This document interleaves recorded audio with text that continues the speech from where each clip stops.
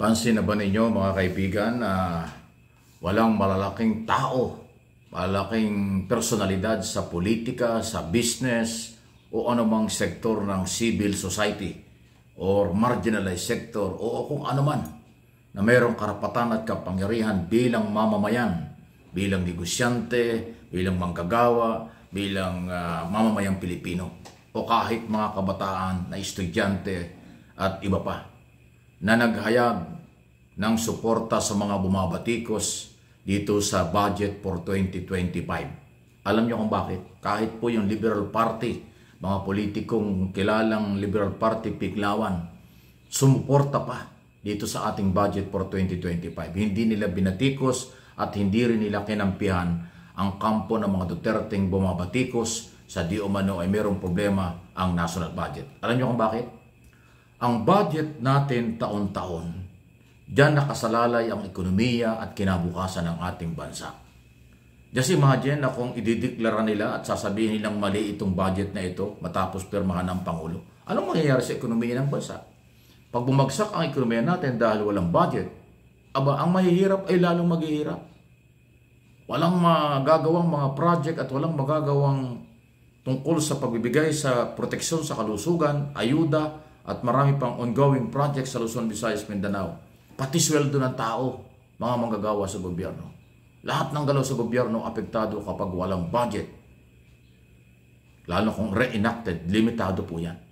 Kaya naintindihan ng business community, ng mga politiko, malaking political party at malaking mga tao sa politika at lahat ng sektor na suportahan itong budget dahil nakita nila legal ito. May nakita na ba kayo ng malalaking personalidad na nagdeklara ng suporta, pabor sa ginagawa ni Duterte at saka nung kanilang kampo na sirain at sabihin invalid ang 2025 national budget na nagsimula ng gastusin at gamitin mula January 1 at tatagal yan hanggang December 31 ng ating taong kasalukuyan. Kasi diyan nga po nakasalalay ang national security at ekonomiya ng ating bansa.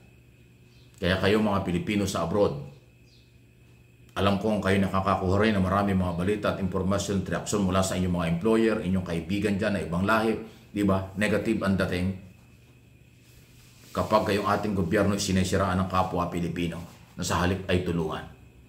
Yan ang nakikita kong dahilan kaya walang malalaking personalidad sa iba't ibang sektor ang nagsuporta dito sa ingay na ginagawa ng iilang anti-Marcos para sirain ang gobyerno dahil sa pagpirma sa General Appropriation Act o 2025 National Budget.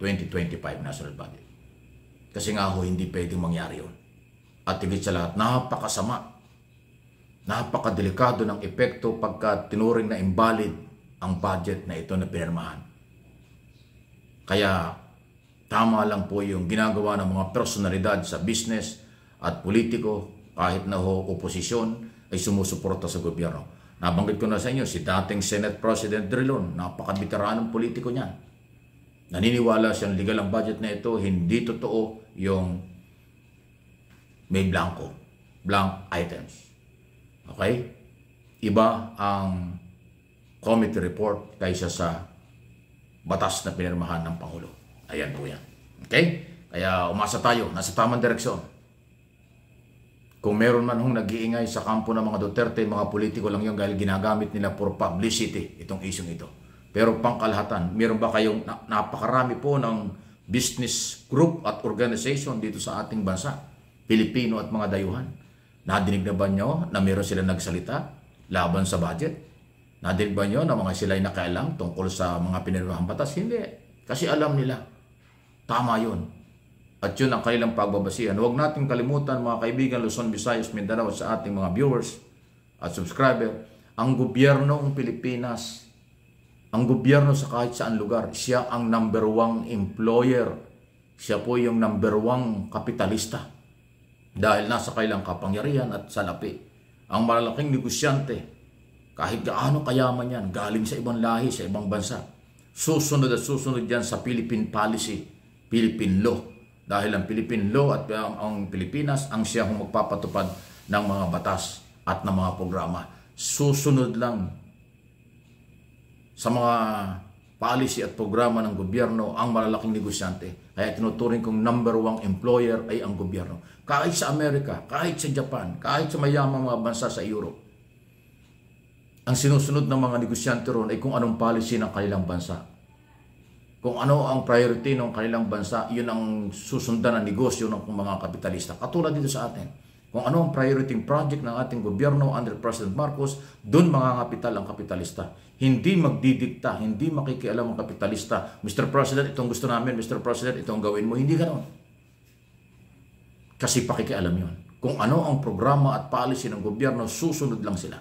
Kaya mahalaga yung budget kasi yung policy, programa ng gobyerno taon-taon ay nakabase sa financial capability or yearly budget o tinatawag na General Appropriation Act. Yun po yun.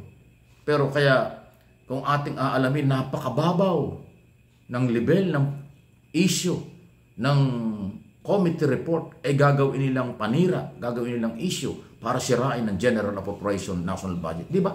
Ganun po. Maniwala kayo sa akin. Kahit saan makarating yan, hindi ho kakampihan yan ng matitinong Pilipino. Kahit saan makarating yan, hindi yan kakampihan na kakaintindi ng good governance, ng ekonomiya, ng katatagan ng bansa at ng pangkalahatang sitwasyon. Kailangan kasi lahat ng desisyon ay yung papabor sa majority. Yan ang ginagawa ng Pangulo ng bansa at ng isang gobyerno. Dito at sa abroad, puntahan yung ibang mga bansang mayaman. Hindi sila magde-decide para sa minority lang. Magde-decide sila para sa majority ng kanilang mga Pilipino, ng kanilang mga mamamayan. Dito sa ating ganoon din. Kahit na anong bansa, malaki mga bayan, mga country, ang mamamayan nila ang susundin, hindi ang iilan o kakaunti. Dito sa ating ginagawa ng gobyerno, kung ano ang mabuti para sa mga Pilipino, tinututulang pa ng ibang Pilipino. Masakit ang katotohanan, reklamador ang Pilipino. Hindi ko nila lahat. Sa halip na tumulong puro reklamo, sa halip na tumulong puro negatibo, ayaw maging positibo. Ugali ng Pilipino yan, kahit sa makarating sila, yun ang hindi maganda. Dito sa atin, masyado nilang pinapairal yan. Ang piling sila, tama, ang piling sila, ang dapat sundin kahit wala namang kapangyarihan. Kahit tapos na ang kapangyarihan. Dapat sumunod sa rule of law, sumunod sa policy ng kasalukuyang gobyerno, dahil ang mamamayang Pilipino, ang gobyerno, ang nakapwesto sa gobyerno, lahat sila temporary lang. Ayan. Okay? Please like, share ng ating mga video. Ano po? At doon sa hindi pa, paki-subscribe po kayo dito sa aking mga channel. Ito, MA Pinoy TV at yung isang channel natin, Mike Abe Opinions.